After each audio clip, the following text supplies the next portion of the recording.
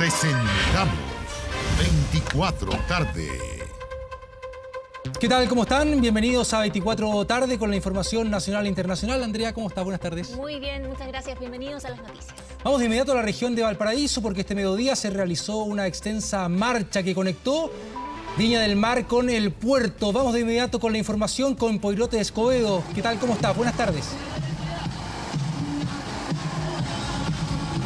Buenas tardes, Gustavo, Andrea, ¿qué tal? Bueno, una jornada que ha buscado descomprimir lo que ha sido la semana bastante tensa, pero ahora pueden ver en las imágenes de Fernando Farías un evento cultural en donde ha culminado la marcha por la Asamblea Constituyente desde Plaza Sotomayor en dirección a este sector, la playa Las Torpederas, en donde ya están en escena los artistas de la ciudad que están apoyando este encuentro popular. Podemos ver a Pascual y la Vaca, Chinoy, Teo, algunos de los exponentes de la música porteña reunidos junto a cientos de personas celebrando este encuentro ciudadano. Una movilización que comenzó a eso de las 12 del día, que comenzó a avanzar por todo el borde costero en un tramo que no es el habitual. Lo normal es que avancen en dirección al centro de la ciudad. Lo cierto es que en esta oportunidad caminaron hasta el sector, hasta los pies del Cerro Playa Ancha, en donde se ubica esta playa, la playa Las Torpederas. Pasemos a escuchar algunas reacciones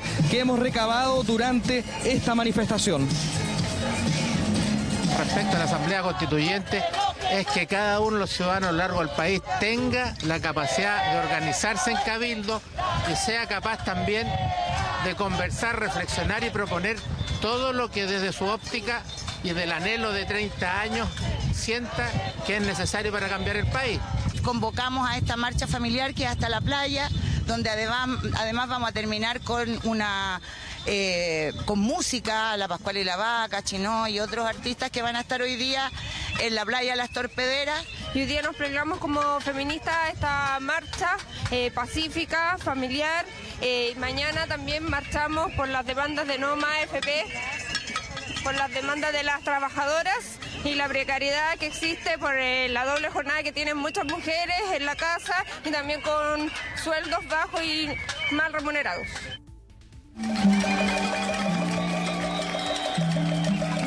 Bueno, ahí estaban algunas de las impresiones que entregaron los dirigentes de la mesa social de la Quinta Región, y en las imágenes solo podemos dar reflejo de la alegría que ha convocado a los porteños y porteñas en la playa Las Torpederas, bastante prontos a que comience este hito cultural. También comentarles que durante la semana y en estos momentos hay distintas actividades desplegadas en los cerros de Valparaíso. Continúan los cabildos ciudadanos en donde se están debatiendo los puntos en donde debería avanzar nuestro país. Una ciudadanía activa que se ha hecho presente acá en Valparaíso y que por supuesto estaremos acompañando en todas las actividades que se estén dando en este día domingo de fin de semana largo, en donde un balance lamentable se dio.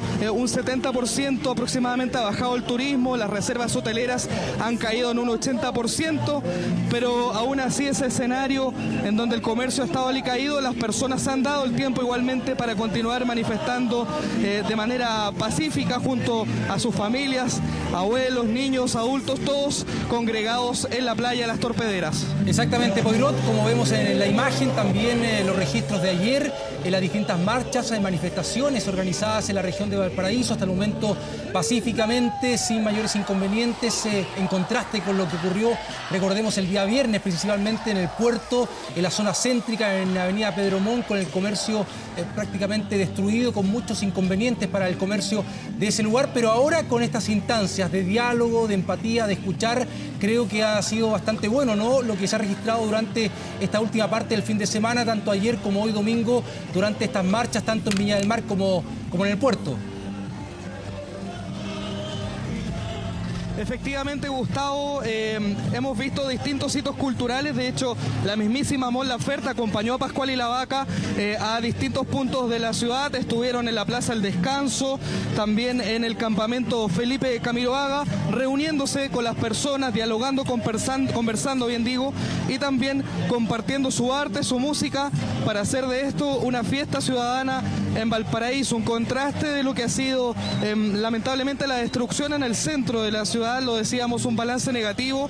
Hay al menos 16 incendios estructurales registrados desde el 18 de octubre, también 150 locales derechamente vandalizados, pero lo que estamos viendo acá es el contraste de una ciudadanía que con alegría se congrega y busca instalar sus puntos respecto del curso que debería tener el país.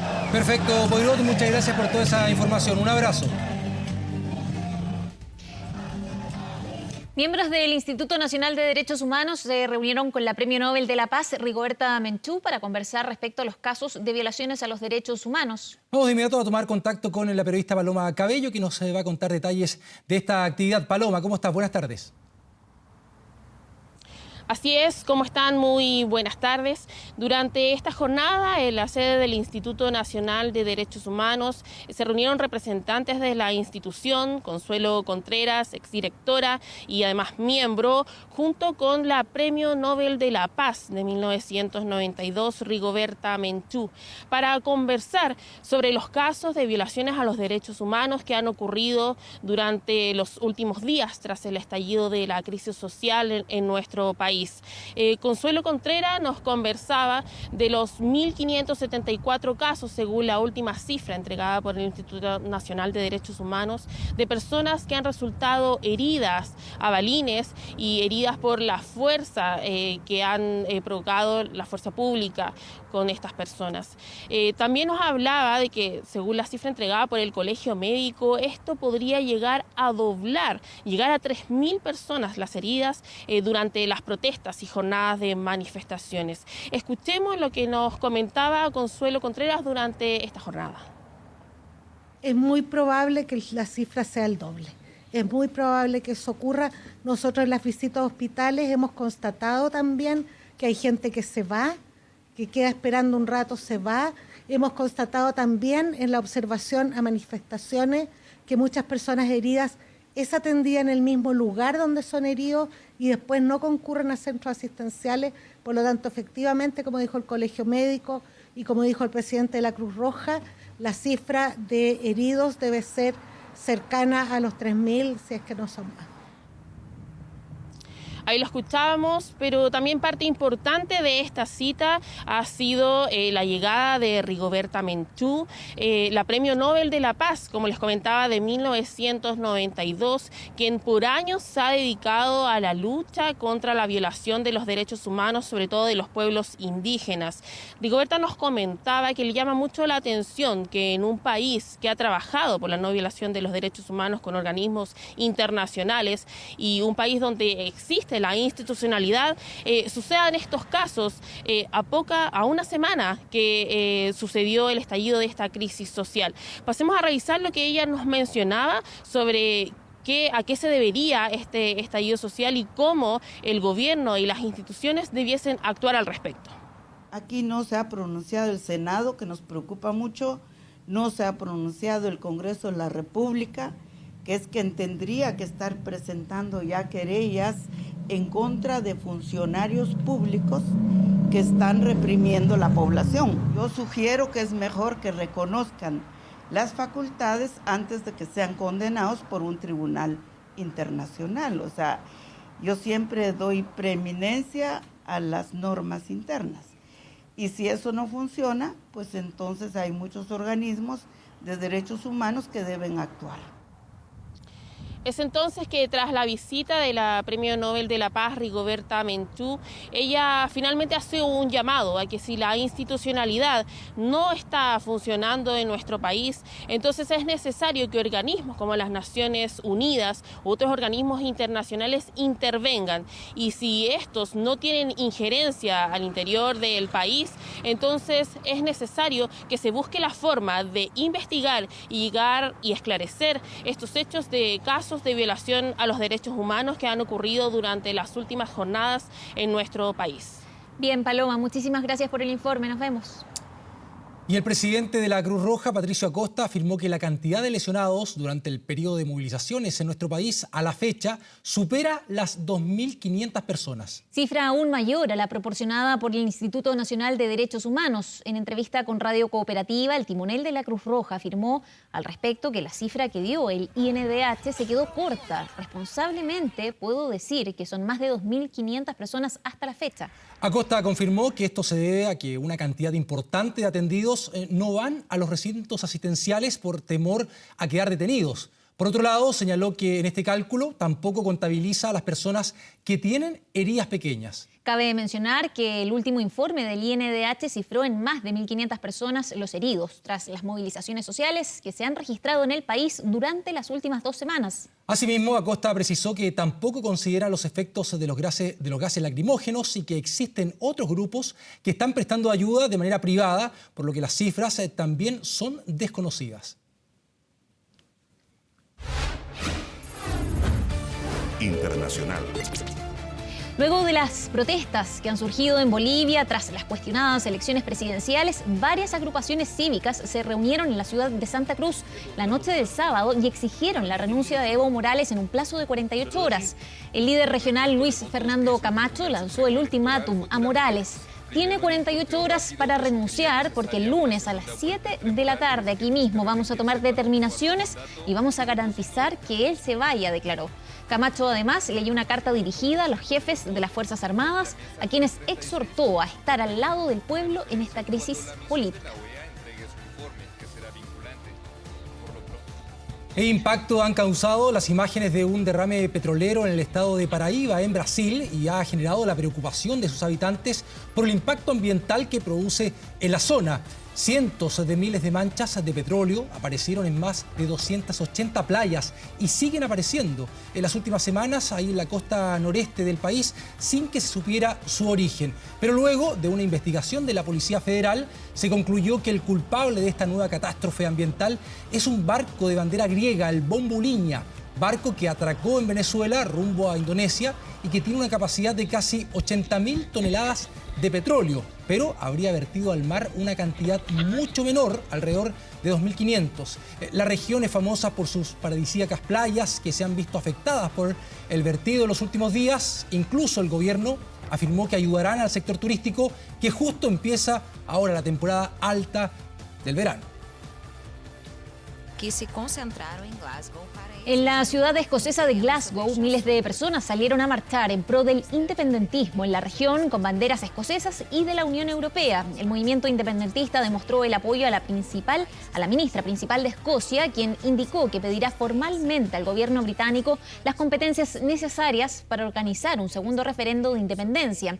Con este anuncio, el movimiento independentista escocés dio inicio a la campaña para conseguir que Londres acceda a negociar la separación de Escocia del Reino Unido en el año 2020 y así convertirse en un Estado soberano plenamente integrado en la Unión Europea.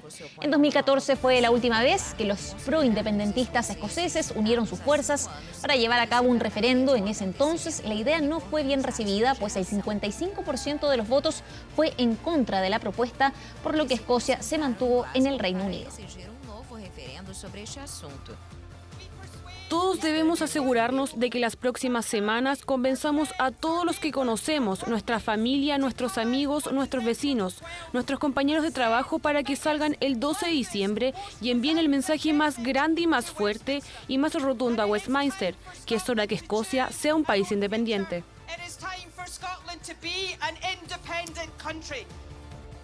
Miles de personas se desfilaron el sábado por el centro de Buenos Aires en la marcha por el orgullo número 28, que por primera vez eliminó el tradicional emblema LGTB. Los grupos organizadores declararon a la prensa que esta marcha es por un país sin violencia institucional, ni religiosa, ni tampoco de crímenes de odio. Además, explicó que la sigla LGTB dejó de tener representatividad porque se han incorporado otras expresiones de identidad y nuevas formas de vivir la sexualidad, más amplias, sin ajustarse a modelos. Como siempre, la multitud marchó por la Avenida de Mayo, desde la histórica Plaza de Mayo hasta el Congreso. La marea humana caminó, cantó y bailó con sus coloridos atuendos y desafiantes desnudos también, como lo vemos en algunas imágenes. Las personas iban coloridas, festivas y cantando junto a instrumentos musicales de viento, tambores y banderas. En medio de las protestas en el Líbano que no dan tregua, el líder del grupo armado chiita Sayed Haslassan llamó a la formación de un nuevo ejecutivo abierto al diálogo tras días de incertidumbre. El grupo chiita libanés emitió un comunicado en el que asegura que el país debe tener un gobierno lo antes posible. El país mediterráneo está sin ejecutivo después de la dimisión del primer ministro luego de 2 semanas de protestas contra la situación económica del país, la corrupción y el gobierno. Las protestas nacionales sin precedentes que estallaron el 17 de octubre llevaron al Líbano a una agitación política en un momento en que ya estaba lidiando con condiciones económicas y tensiones en su sistema financiero. El presidente de Airbnb anunció el sábado que la plataforma en línea, que ofrece casas privadas para arrendar por periodos cortos, prohibió las casas de fiesta tras un tiroteo mortal en un evento de Halloween en California, Estados Unidos. 3 personas murieron en el lugar, otras 2 fallecieron tras ser hospitalizadas y otras resultaron heridas en el tiroteo en una casa que había sido alquilada a través de Airbnb. Más de 100 personas estuvieron presentes en el evento que se anunció en las redes sociales y debieron salir corriendo, aterradas por la tragedia. El director ejecutivo, Brian Chesky, anunció en su cuenta de Twitter que la compañía, con sede en San Francisco, prohibirá las casas de fiesta y que harán esfuerzos para combatir fiestas no autorizadas, para combatir la conducta abusiva de anfitriones e invitados. Michael Wang, el dueño de la casa arrendada, declaró que alquiló su vivienda a una mujer que le dijo que organizaría una reunión familiar para una docena de personas.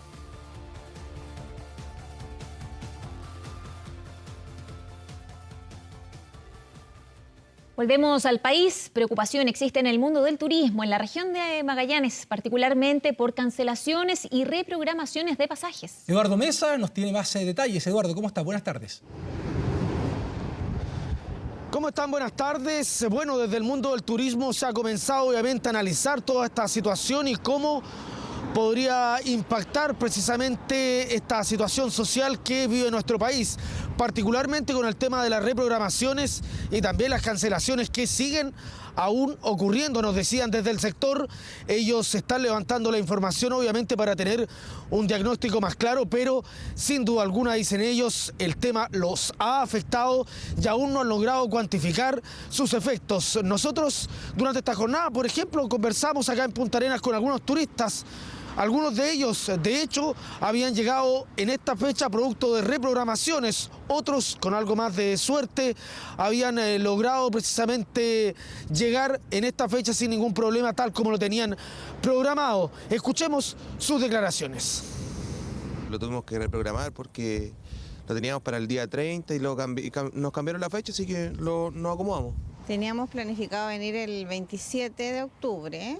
Y por todo este tema de la crisis social que está viviendo el país no pudimos venir, nos cambiaron el vuelo y nos tocó venir ahora, que significó reorganizar vacaciones, trabajo, cuidado de los niños, etc. No, ningún problema con los horarios, todo normal, todo en hora, así que bien. Hoy llevamos una semana en Chile y hasta ahora no hemos tenido ningún problema, no, todo bien.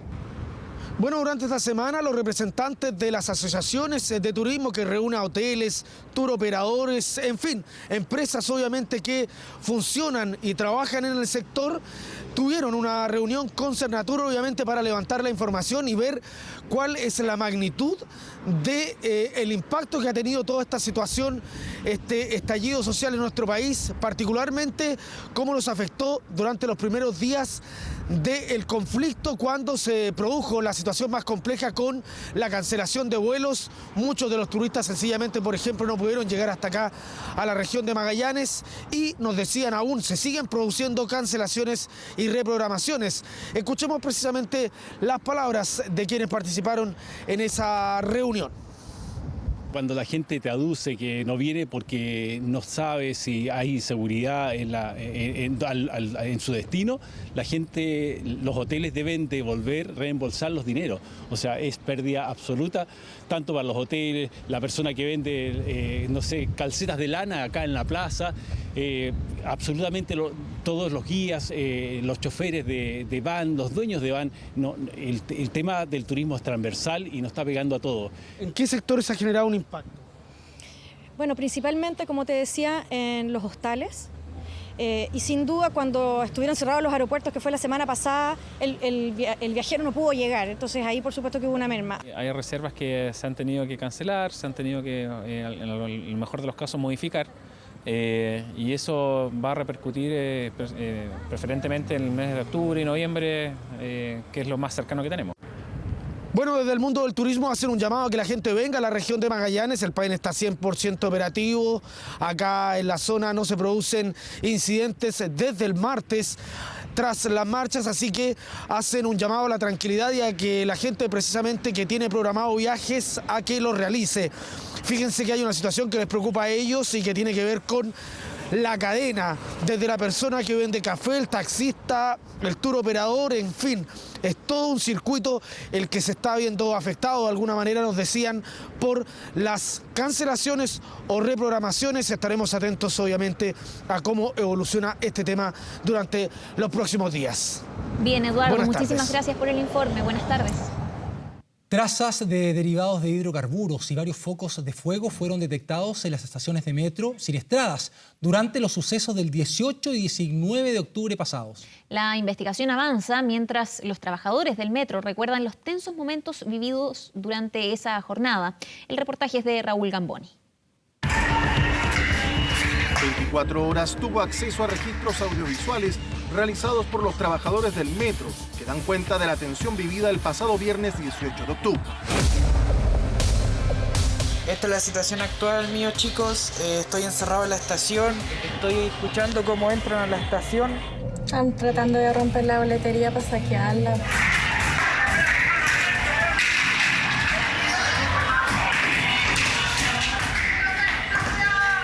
Hey. Escuche tu mano. ¿Aló? ¿Qué están tirando, weón? aquí? ¡Huevona! ¡Pero la piscina! Santana. Que se vaya al frente, tenemos la estación. Van a hacer, tira todo, la sala, los... Para que se metan a la...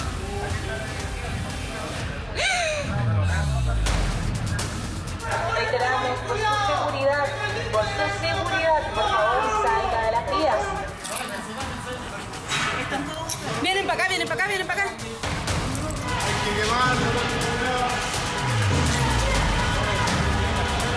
Soy conductor de metro, estoy atrapado en la estación, se está incendiando la estación. Tengo que salir de acá. Salí de la estación, se estaba incendiando. Habían unos colegas que iban atrás mío. No sé si llegaron a la estación, yo tengo que seguir caminando a la siguiente estación. ¿Cómo ocurrió esto? Durante la semana previa, el metro fue blanco de protestas de los escolares por el alza del pasaje. Yo creo que jamás nos imaginamos que podíamos llegar a lo que sucedió, pero sí dimos voces de alarma y de alerta. La violencia y el movimiento fueron tomando fuerza, hasta llegar el jueves 17 de octubre a afectar a 51 estaciones de metro con evasiones masivas y protestas, según el Ministerio del Interior. Nadie pensó que el metro sería blanco de ataques incendiarios que, como veremos más adelante, ya están acreditados por los peritos especializados que son provocados. Reconstruimos lo que pasó el viernes 18 conversando con dirigentes sindicales y la empresa Metro. Se fue monitoreando la crisis, pero al mismo tiempo, cuando las personas, de hecho muchas de las personas nosotros las vimos por las cámaras, pero claramente una de las primeras acciones que hacen estas personas que cometen estos actos vandálicos es destruir las cámaras. En esta sala de control se monitoreó la crisis. A las 6 de la mañana del viernes 18, el servicio se inició con normalidad. Los primeros problemas se registran a las 9:44, cuando manifestaciones alteraron el ingreso de los pasajeros al andén de la estación Los Libertadores de la línea 3. Durante 26 minutos se mantuvo cerrada.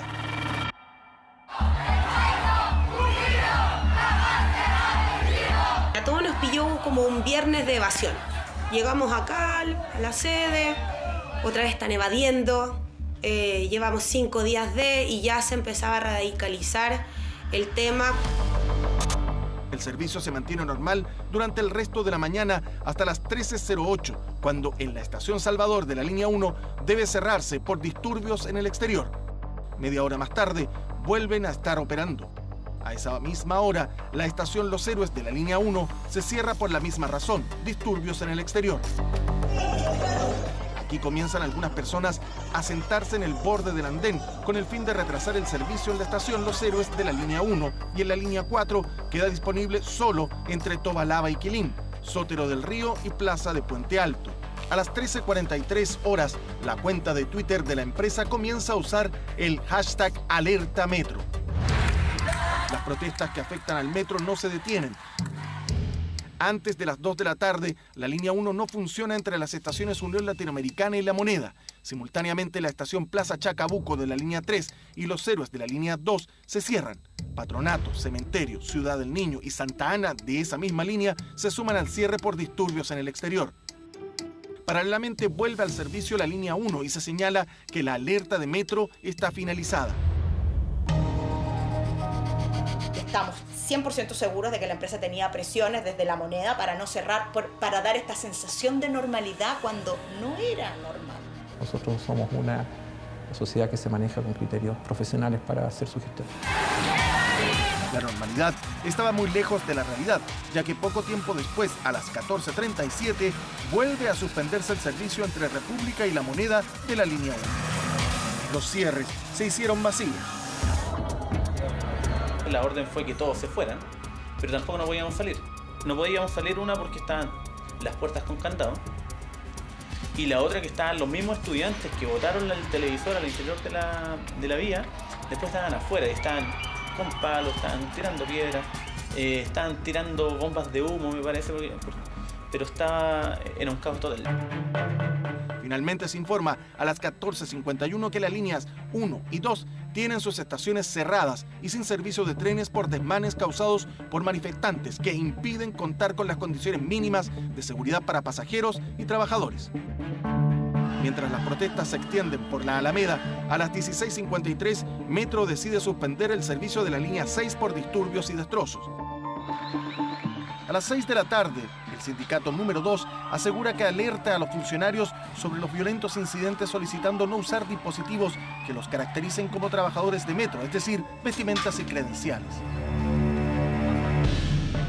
Expresamente dicen, si esto implica abandonar sus funciones en la operación, les instamos a hacerlo. Estamos exigiendo a la empresa el cierre de toda la red.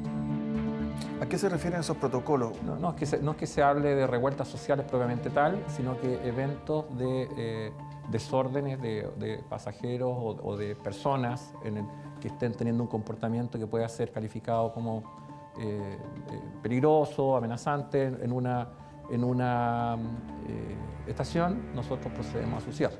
Para este evento, los protocolos no nos servían de mucho. Porque sí podemos evacuar una estación, sí podemos sacar un tren, y que creo y estoy convencido que mis compañeros que estuvieron en la estación en ese momento lo aplicaron. Pero era tanta la gente, tanto el descontento de que al final fuimos sobrepasados. Por las redes sociales de los trabajadores comenzó a circular el mensaje de un encapuchado vestido con el uniforme del metro. No intervengamos, no nos quedemos en medio. Hagámonos a un lado. Esto es un tema que nos convoca a todos. A todos. A ti, asistente, guardia, vigilante. Yo puedo dar fe que los trabajadores del metro no quemamos el metro. No, sería absurdo pensar eso. A las 19:05 se suman al cierre las líneas 4 y 4A. 10 minutos más tarde se suspende el servicio de la línea 3, mientras que solo se mantiene disponible la línea 5 con algunas estaciones cerradas: San Joaquín, Ñuble, Bellas Artes, Camin, Santa Ana y Plaza de Maipú. 15 minutos después se cierra toda la red de metro. Claramente lo vivido el 18 de octubre es por lejos, el mayor evento que ha vivido de ataques y de daños en metro en toda su historia. Fue súper complejo y terminamos obviamente con las últimas líneas que fueron la 4, la 4A y la 5, cerrando a último momento cuando ya efectivamente esto era un estallido imparable y con gente en las estaciones imposibilitada de poder salir, con un miedo horroroso.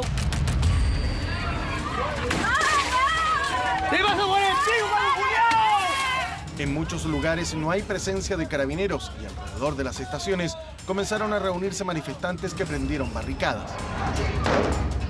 La rápida evacuación del metro dejó algunas estaciones con sus puertas abiertas. Esta es la estación Metro Orsá.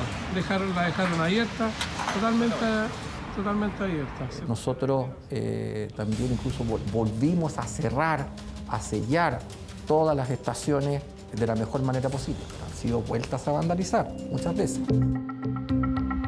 Antes que empezaran los incendios masivamente, yo me contacto con el mando policial y percibo que están absolutamente sobrepasados, porque Carabineros está preparado para un escenario distinto, para una manifestación más o menos focalizada. Estas son imágenes inéditas que ya posee la Fiscalía y que dan cuenta cómo en la Florida los manifestantes comenzaron a copar diferentes puntos cercanos al metro. A las 21:40 horas, los manifestantes ingresan a la estación Trinidad. La llegada de Carabineros no impide el incendio. Antes de las 22 horas, la estación es arrasada por el fuego. Metro Trinidad. Poco antes de la medianoche, bomberos acuden a incendios en 5 estaciones de la línea 4. Está la cagada. Esta cuestión ya se fue toda la cresta. También son reportados siniestros en otras estaciones, como San Pablo, en Lo Prado. La línea 5 es vandalizada. En estas imágenes que analiza la Fiscalía se puede ver el ataque que sufrió un retén de carabineros ubicado en ese lugar. Llama la atención de que en un lapso de 3 horas se nos ataquen simultáneamente 18 estaciones. 57 acá, me están tirando bengala. La situación se hace insostenible y el presidente Piñera toma una drástica medida. He decretado estado de emergencia en la región metropolitana. A partir de este momento, la seguridad y el orden quedan en manos del jefe de la Defensa Nacional, el general Javier Iturriaga. El sábado 19 amanece con los militares en la calle. Así dejaron la estación ahora, se está metiendo la gente al andén. En Lo Prado, la estación San Pablo de la línea 1 está sin resguardo y los manifestantes protestan en las calles. Andaban rumores de que iban a sacar los locales y nosotros, todos los locatarios de acá, empezamos a retirar nuestras cosas, a llevarnos. Entonces hay algunos que nos pilló con las cosas aquí sacando y otros que ya la habían retirado. Nosotros lo único que sentimos fue una explosión en el metro. Pero en ese momento yo no vi carabineros ni vi militares que hubiesen estado ahí.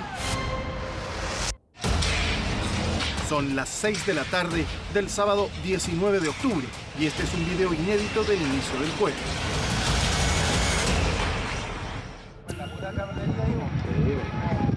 Era mucho humo negro, mucho humo negro. Había mucha gente protestando acá, ¿no? Sí, pero no eran casi gente, sino que eran más niños, pues chiquillos, jóvenes. Gente adulta no se veía tanto. ¿Y entraron al metro? No, en ese momento yo no vi que hayan entrado al metro tampoco, sino que era todo por fuera. Llega el calor, o sea, hasta acá. Yo de verdad que estoy a punto de llorar. Durante la mañana estuve conversando con las autoridades, le pedí refuerzos definitivos en esa esquina, porque esa es una esquina emblemática. A esa altura ya estaban a cargo los militares. Nunca llegaron. Esta es la estación del metro San Pablo ahora, en este minuto. Está destruida por completo. ¿Por qué las otras estaciones no fueron atacadas?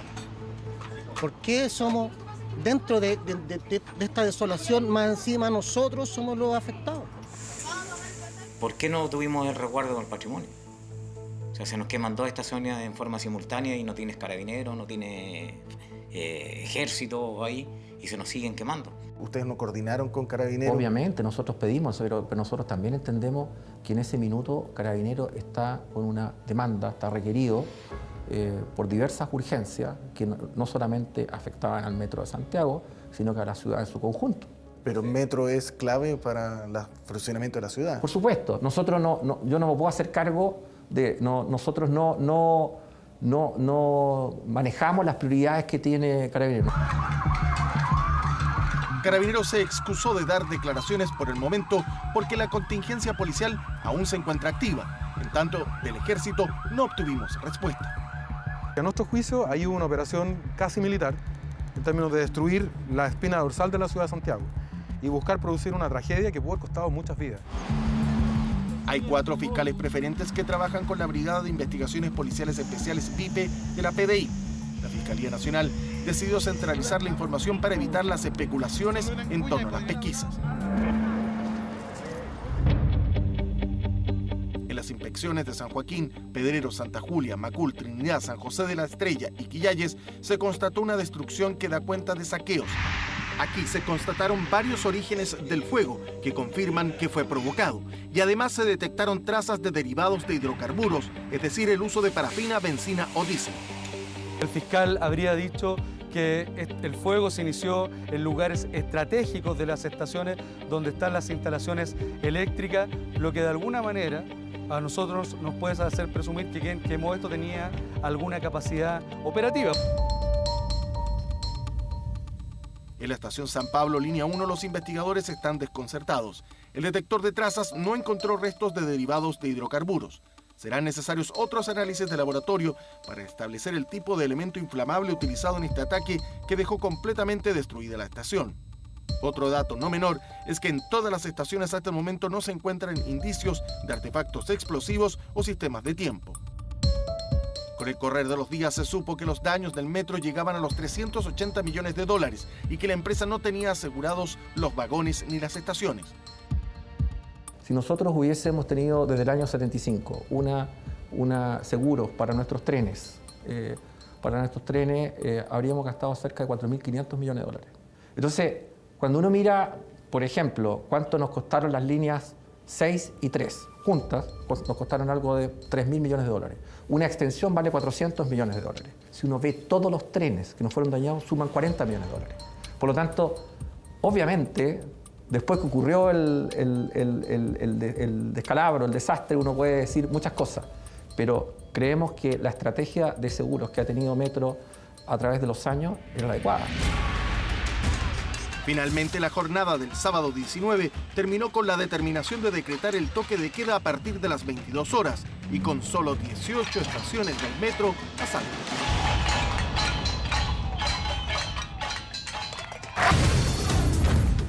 Deportes.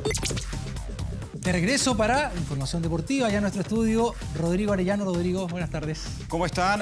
Costó, pero se cumplió el objetivo para la selección sub-17 que ayer logró clasificar a los octavos de final de la Copa del Mundo que se juega en Brasil de esta categoría. Dirigidos por Cristian Leiva, perdieron ante Corea del Sur, pero igualmente terminaron clasificando como uno de los mejores terceros. Ahí está el primer gol del partido.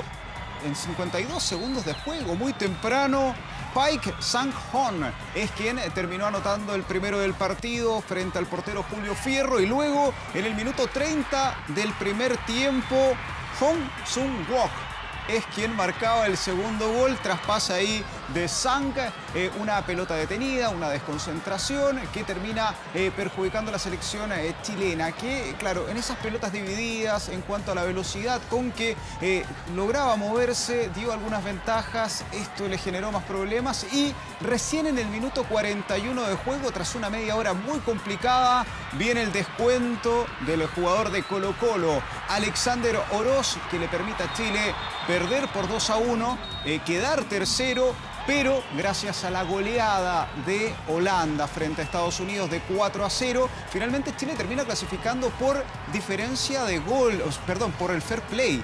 Holanda tenía una tarjeta roja, había igualdad en la diferencia de gol, y por esa tarjeta roja finalmente Chile toma ventaja frente a Holanda. Rivales para octavos de final, Nigeria o, perdónenme, esta es una historia ya repetida el último tiempo, Brasil. En Nigeria o Brasil, hay que estar atento ahí al partido de Tayikistán con Argentina y a otros resultados más. En la noche ya podremos saber contra quién juega Chile. Escuchemos declaraciones. Lo que pasa es que en el inicio del juego el gol también fue muy temprano y eso hizo crecer el juego de Corea. Bueno, nosotros lo sentimos hasta que nos acomodamos en la segunda mitad el primer tiempo y ahí fue otro partido. Nosotros intentamos siempre buscar, intentamos los espacios, los jugadores desarrollaron el juego que pretendemos y bueno, carecimos un poco de la puntada final, pero los muchachos siempre lo intentaron y eso es el valor que uno le da. Nosotros vinimos a competir y esa competencia la tuvimos en los 3 partidos. Siento que este tipo de partidos son los que nosotros tenemos que tener siempre. A estos niveles de intensidad los jugadores dieron todo lo que tenían que dar y nosotros quedamos con la tranquilidad de eso. Seguro, siempre se tiene que corregir, especialmente cuando son jugadores jóvenes que están en formación. Constantemente tenemos que ir corrigiendo cosas. Esto es una enseñanza tremenda para ellos. Poder hacer las cosas que hicieron a estos niveles es el valor que nosotros les damos siempre. Vamos a estar atentos al rival de Chile Sub-17. Nos vamos a ver goles internacionales porque, por ejemplo, el Inter de Milán, sin Alexis Sánchez, que se recupera de su lesión, venció por 2-1 al Bolonia. Este es el primer gol del partido, anotado para el cuadro local por Roberto Soriano, minuto 14 del primer tiempo. Ahí está el ingreso de Gary Medel, adelantando. Algunos decían va a volver para el 15 de noviembre. Bueno, ya está en cancha Gary Medel, recuperándose de aquella dolencia muscular que sufrió en el partido ante Colombia a mediados del mes de octubre. Y lo va a empatar para el Inter Romelu Lukaku. Se vino del Manchester United al Inter, tal como Alexis Sánchez, pero está teniendo una gran campaña el delantero belga que lograba empatar el partido. Y miren lo que va a ocurrir en el minuto 90 ya de partido. Penal sobre Lautaro Martínez, Gary Medel reclamaba y Romelu Lukaku toma la responsabilidad y marca el 2-1 para un Inter de Milán que está en la parte alta de la tabla de posiciones, peleando con la Juventus. Tiene 28 puntos y la Juve justamente tiene 29. Revisamos qué pasó con el puntero del fútbol italiano, el clásico de Turín, Torino contra la Juve y finalmente con este gol de una de las buenas contrataciones que ha recibido algunas críticas, pero que termina rindiendo. De Ligt, el jugador holandés Matthijs de Ligt, es el que termina marcando el único gol del partido. 1-0 y la Juventus es el líder, dejando en el segundo lugar al Inter de Milán. Revisamos también lo que ocurrió en el fútbol español, que está muy peleado, nadie quiere tomar la punta y comienza ganando el Sevilla este partido. Un duelo muy interesante, recordar que había perdido el Barcelona, que había empatado el Real Madrid, lo comenzaba ganando el Sevilla con ese gol de Franco Vázquez, 1-0 para el conjunto andaluz. Pero en el minuto 15 del segundo tiempo el equipo de Diego Pablo Simeone va a lograr el empate a través de Álvaro Morata. 1-1 el Sevilla con el Atlético de Madrid. Un resultado que deja abierta todavía la punta. Si gana el Granada en la tarde se va a poder meter arriba nuevamente, uno de los equipos sorpresas. Y en Inglaterra la lucha está arriba entre el Manchester City y el Liverpool, pero ojo con el Chelsea de Frank Lampard, que está en la tercera posición. Acá está este encuentro con Tammy Abraham, el goleador que tiene el Chelsea, un jugador que viene del ascenso, un muy buen jugador en este momento en la Premier League, que marcaba el 1-0, va a llegar el 2-0 con recordar que el Chelsea está castigado por incumplimientos en el fair play financiero, no pudo fichar esta temporada, pero tenía el negocio hecho ya con Christian Pulisic, el estadounidense, que marcaba el 2-0 en esta emocionante Premier League, donde el que está complicado es el ingeniero Manuel Pellegrini. Ayer perdió, no se le están dando las cosas y acá viene un penalcito cobrado con el VAR, un regalito prácticamente, para el Watford, que va a lograr descontar a través de Gerard Deulofeu,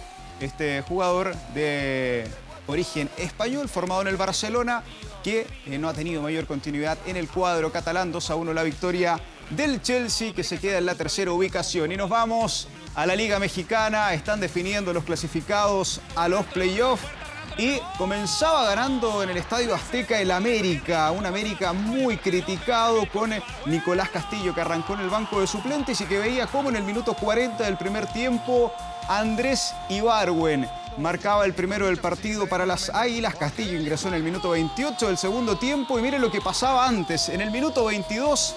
Diego Valdés, el chileno que juega en el Santos Laguna, que está, ojo, primero en la tabla de posiciones en la campaña regular en México, mediante golpe de cabeza, un constante nominado por Reinaldo Rueda, marcaba el 1-1. Y en el minuto 26 del segundo tiempo, Brian Lozano, mediante lanzamiento penal, va a marcar el 2-1. Diego Valdés fue reemplazado en el minuto 77 y el Nico Castillo ingresó en los 28 del segundo tiempo sin poder marcar. El América se queda en la medianía de la zona de clasificación y Santos Laguna está arriba. Y esto es lamentable, condenable y lamentablemente sigue ocurriendo. Pasó en este partido entre el Brescia y el Hellas Verona. Estaba jugando como visital el Brescia y este es Mario Balotelli. Conocido por sus arranques, conocido por su conducta especial dentro de la cancha, pero esta vez lanzó ese pelotazo a la gradería del Hellas Verona porque estaba recibiendo insultos racistas. Una noticia que lamentablemente no es nueva y que se repite en esta temporada en el fútbol italiano. El jugador quería abandonar el campo de juego, finalmente fue controlado por sus compañeros y también por la gente del Hellas Verona, que obviamente le pidieron a sus hinchas que pararan esto. Finalmente el partido terminó 2-1, marcó Mario Balotelli en el minuto 85 el descuento para el Brescia, pero un tema que tiene preocupado a los italianos. Incluso hace poco hubo insultos contra Romelu Lukaku y su misma hinchada le envió una carta diciéndole que se tenía que acostumbrar, que esto en Italia era normal y que no era un insulto. Así que se esperan medidas en el fútbol italiano debido a estos hechos de racismo. Y, a ver, tenemos una final de Copa Libertadores que se va a jugar en nuestro país. Eso por lo menos es lo que ocurre hasta ahora. La va a jugar Flamengo con River Plate. Bueno, ayer River ganó en la Superliga Argentina y su técnico, Marcelo Gallardo, se refirió justamente a cómo espera esta final y a la situación que vive nuestro país. Corresponde a mí llamar a Conmebol para... No, a mí me inquieta claramente y le pregunto a nuestros directivos cuáles son las novedades que tienen. Claramente es una situación muy preocupante no para nosotros, sino para el pueblo chileno que está en una situación delicada. Entonces, nosotros queremos lo mejor. Yo, por lo menos, mi opinión es que la problemática en ese país se pueda resolver por el bien de su gente. Después, nuestro partido pasa a segundo plano. No solo el Mundial, sino mucho... No pudimos traer la buena noticia desde Inglaterra. Porque lamentablemente, pese a que llegó Marcelo Bielsa también a verlas, llegó a apoyar al Cachito Vigil, técnico de las Diablas, amigo de Marcelo Bielsa, la selección femenina de hockey se despidió de su sueño de estar en los Juegos Olímpicos de Tokio 2020. Las Diablas perdieron por 2-1, lo que sumado al 3-0 de ayer significa un 5-1 en el global, lo que obviamente les dejó sin la opción de clasificar a Tokio 2020. El descuento y el único gol de Chile en la serie fue anotado por Fernanda Villagrán. De todas formas, las dirigidas por el argentino Cachito Vigil confirman el salto de calidad que dieron en el tiempo que lleva trabajando el entrenador argentino, especialmente por el segundo lugar en la Copa Panamericana y por ser también la primera vez que Chile está disputando este repechaje preolímpico. Seguirá, está desde el 2015 en nuestro país. Lo cierto es que las Diablas siguen trabajando y avanzando. Y esta fue la final del Master 1000 de París, donde Novak Djokovic venció al canadiense Denis Shapovalov y así se quedó con este título en el último Master 1000 de la temporada. La victoria fue para el serbio por 6-3 y 6-4 en un partido donde el joven Denis Shapovalov no presentó mayores exigencias para un Novak Djokovic que termina el año de gran manera y que va a estar desde la próxima semana en el torneo de maestros de Londres, donde la gran duda está puesta en la presencia de Rafael Nadal. El título 77 de Djokovic que iguala a John McEnroe. Tremenda actuación entonces de Novak Djokovic, que está ahí también.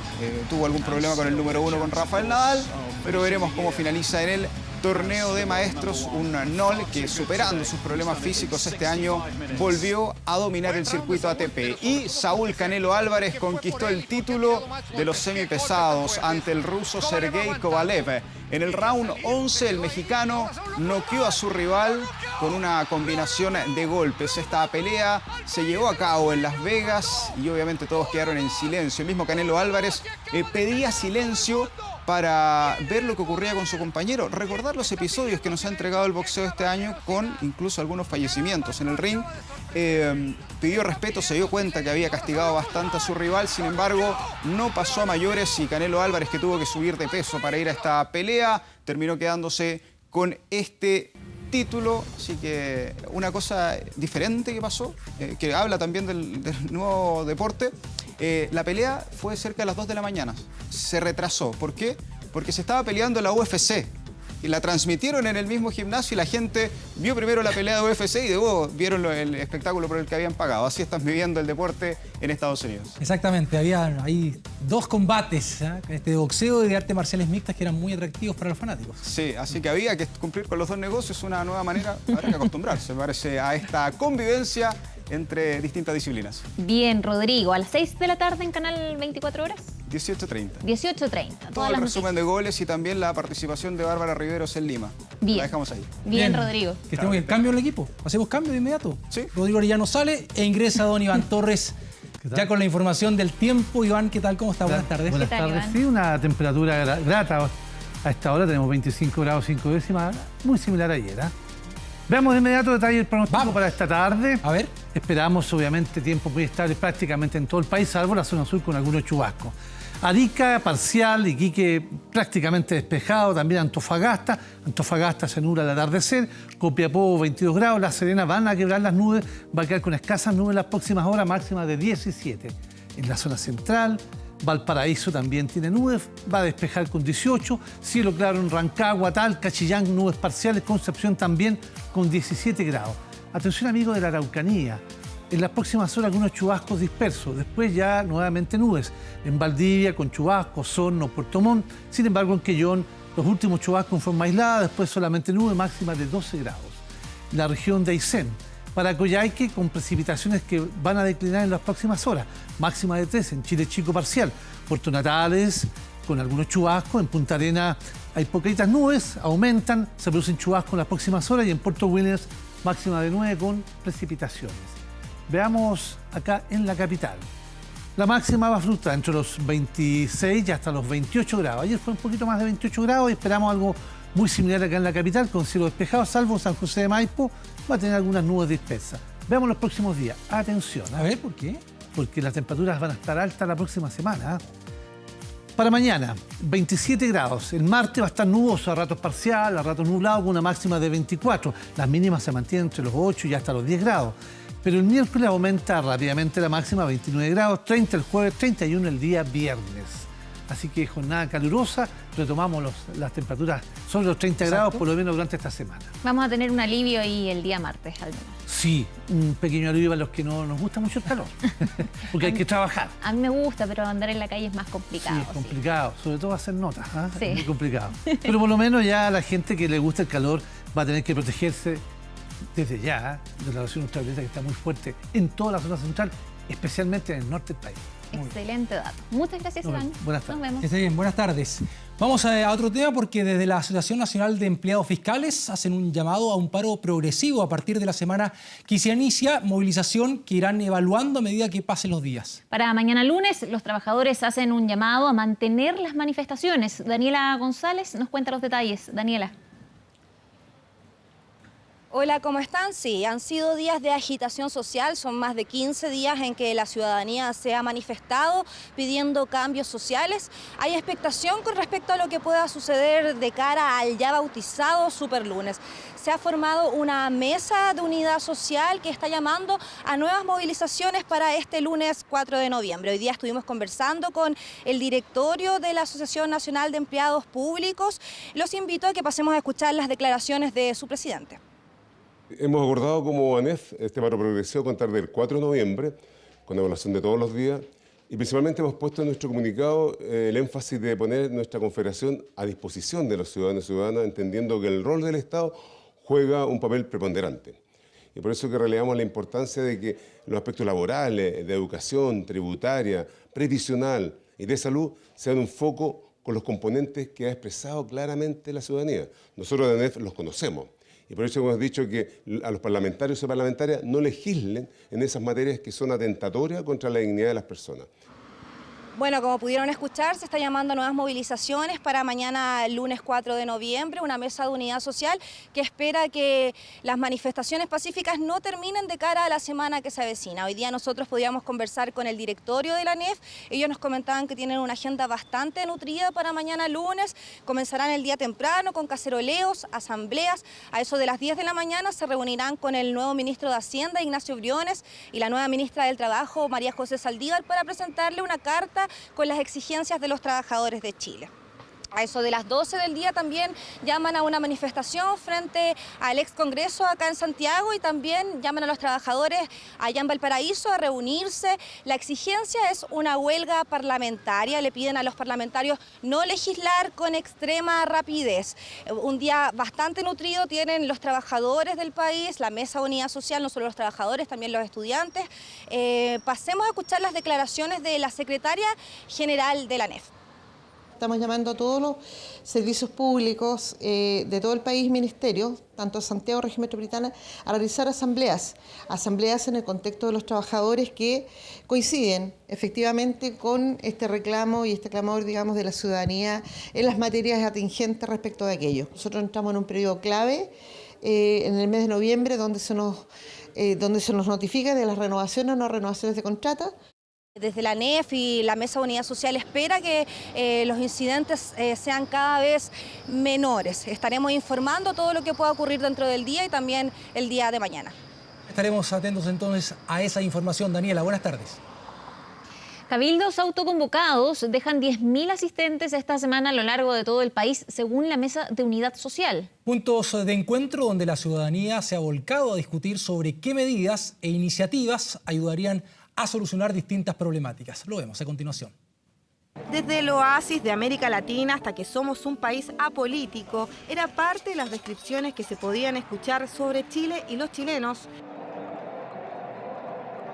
Estas conjeturas hoy parecen quedar en entredicho debido al estallido social que estamos viviendo y que ha generado para una parte importante de la población replantearse el país que conocíamos. Desde que comenzaron las movilizaciones, de manera inmediata pudimos ver cómo de forma espontánea las personas se reunían para analizar, opinar y debatir sobre la situación del país. Nos ha permitido a cada uno de los vecinos hablar. Y como usted se habrá dado cuenta, hay mucha necesidad de hablar, de pensar, de decir. Todos queremos ser parte del conflicto y de la solución. No solo es descontento, también existe organización, en lo que se puede observar al participar de estos cabildos en el que la edad no es un problema. Los niños también han sido parte de estas reuniones. Ayudarlos a entender lo que sucede ha sido la preocupación de muchos. La gente está muy enojada y quiere expresar sus sentimientos, pero tampoco hay que expresar los sentimientos mostrando así, rompiendo cosas. Mejor que la gente se manifieste pacíficamente. Que haya más justicia, que respeten los derechos y que todos tengan los mismos sueldos, todos y todas. Cabildos que sin duda constituyen lazos sociales entre los vecinos, entre las comunas y entre los chilenos. Ojalá hubieran más cabildos en todo Chile y en cada uno de los barrios y que se mezclen, porque es una gran oportunidad más para mezclarnos entre todos los chilenos que nos dedicamos a cosas distintas, que trabajamos en cosas diferentes o que incluso vivimos en distintos lugares y tenemos distintas realidades. Lo normal actualmente es la individualidad. Entonces el hecho de que los vecinos se reúnan ayuda a que las personas quieran participar en grupo por el bien común. Las personas en espacios públicos, más cercanías con los vecinos y primeras reuniones de barrios, lo que ha provocado en distintas comunas estas reuniones. Cabildos que ya han convocado a más de 10.000 personas en todo el país, según cifras de la Mesa de la Unidad Social. Juntas de vecinos, en los trabajos y organizaciones siguen convocando a las personas. Desde el oasis de América... El escucharse, ¿no? La participación ciudadana, como veíamos el detalle en esa última nota de acá 24 horas tarde. Bien, usted siga en la compañía de Canal 24 Horas y también TVN. Despedimos esta revisión y por supuesto les deseamos un excelente fin de semana, lo que queda de ahí. Exactamente, que esté muy bien. Chao. Chao.